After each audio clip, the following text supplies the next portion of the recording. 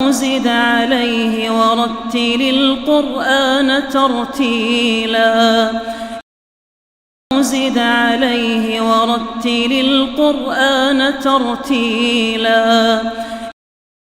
زد عليه ورتل القرآن ترتيلا. جمع مؤنث سالم، دیکھو اوپر آیا تھا جمع مذکر سالم، جمع کہتے ہیں پلورل کو، مؤنث کہتے ہیں فیمیل کو، سالم کہتے ہیں جس کے الفاظ برابر ہو، جس کے سنگولر اور پلورل میں الفاظ جو ہیں برابر برابر، اسے سالم کہتے ہیں. حرکت سے آتا ہے جمع مؤنث سالم کا اعراب، حرکت سے آتا ہے. حرکت سے آنے کا مطلب کیا ہے؟ حرکت سے آنے کا مطلب آپ کو الفاظ میں نظر آئے گا، دکھے گا.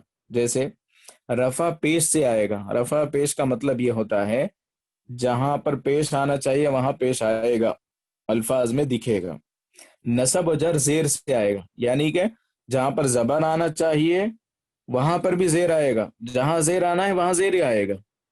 جہاں پہ زبر آنا چاہیے تو بھی زیر آئے گا، جہاں زیر آنا ہے وہاں پر بھی زیر آئے گا. اس کا قاعدہ ہی ویسا ہے. مثال کے طور پہ جاءتنی مسلماتن، مسلماتن پر پیش آیا ہے، دو پیش آیا ہے، یعنی پیش کی جگہ پیش آیا ہے. رأیت مسلماتن، حالانکہ رأیتو کے بعد مسلماتن زیر نہیں آنا چاہیے، دیکھا گیا تو اس پر زبر آنا چاہیے، مسلماتن آنا چاہیے، لیکن گرامر ویسا نہیں ہے. یہ ہے کہ زبر کی جگہ بھی زیر آئے گا، تو اب یہاں مسلماتن آئے گا.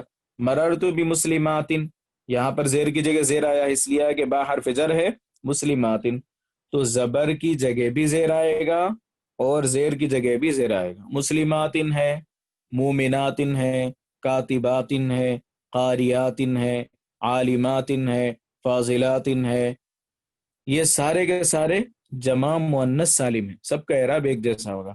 جاتنی قاریاتن، رائت قاریاتن، مررت بقاریاتن. جاتنی عالماتن، رائت عالماتن، مررت بعالماتن. جون سا بھی لفظ ہو اس کا اگر جمع مؤنث سالم ہو تو اس کا اعراب ایسا رہے گا. اس کے بعد غیر منصرف کا اعراب بھی حرکت سے آتا ہے، یہ آگے آئے گا یا دوسری کتاب میں آپ یہ پڑھیں گے غیر منصرف کسے کہتے ہیں. آگے ہیں اسماء ستہ مکبرہ. اسماء ستہ، ستہ کہتے ہیں 6 کو، مکبرہ کہتے ہیں ایسے نام کو جو مصغر نہ ہو. مصغر کہتے ہیں بعض دفعے ہوتا یہ ہے کہ کسی نام کے اندر چھوٹا معنی پیدا کرنے کے لیے اس میں معنی میں تھوڑا، اس کے الفاظ میں تھوڑی تبدیلی کر دے. مثال کے طور پہ دیکھیں، ظافر کا معنی آتا ہے کامیاب ہونا، کامیاب ہونے والا. ظفیر کہتے ہیں چھوٹی سی کامیابی حاصل کرنے والا، چھوٹا معنی اس کے اندر پایا جاتا. جیسے عامر، عامر کہتے ہیں آباد کرنے والے کو.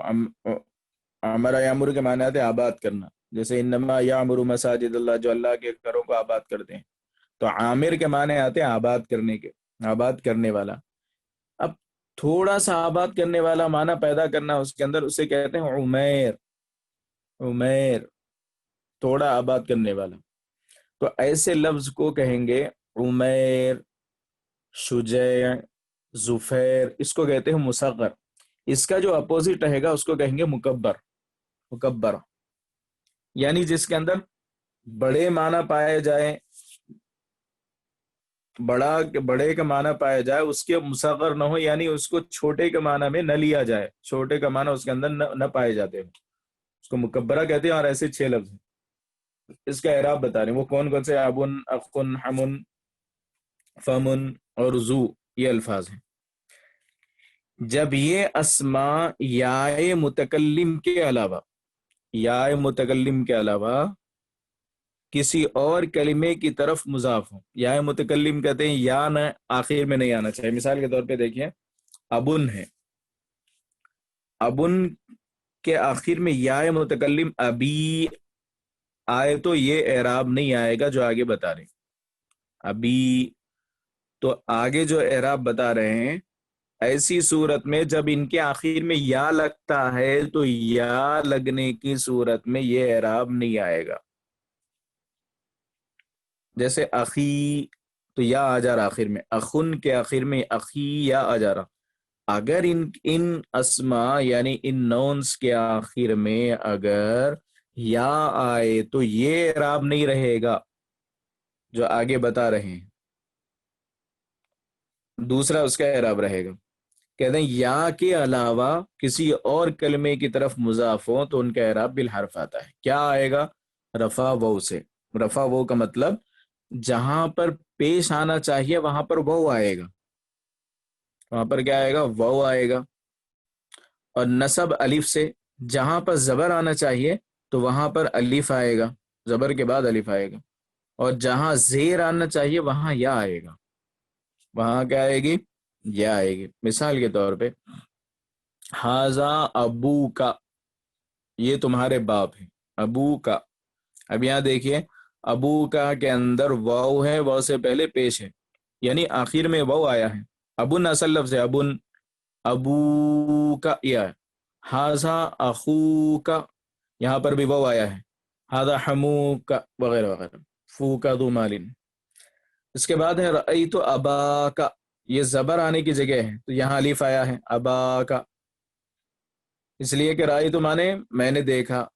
فعل فاعل ہوگا، یہ مفعول ہے. مفعول پہ زبر آتا ہے، اس سے پہلے آپ پڑھے مفعول مطلق ہو، مفعول لہ ہو، مفعول ما ہو، ان سب پر زبر آتا ہے. تو یہاں پر بھی زبر آنا چاہیے، تو یہاں پر الف کے ساتھ آیا ہے ابا کا. رأیت اخا کا، رأیت حما کا، رأیت فا کا، رأیت ذا مال. تیسرا ہے مررت بابی کا، یہاں پر زیر آنا چاہیے. کیوں؟ اس لیے کہ با حرف جر ہے، اور حرف جر اسے کہتے ہیں جو اپنے ماں بعد والے اسم پر زیر آتا ہے، داخل کرے. بی ابی کا، یہاں پر دیکھیے بی ابی کا کے اندر یا آ رہی. بی اخی کا یا آ گئی. مررت بحمی کا کی دو بھی درست ہے.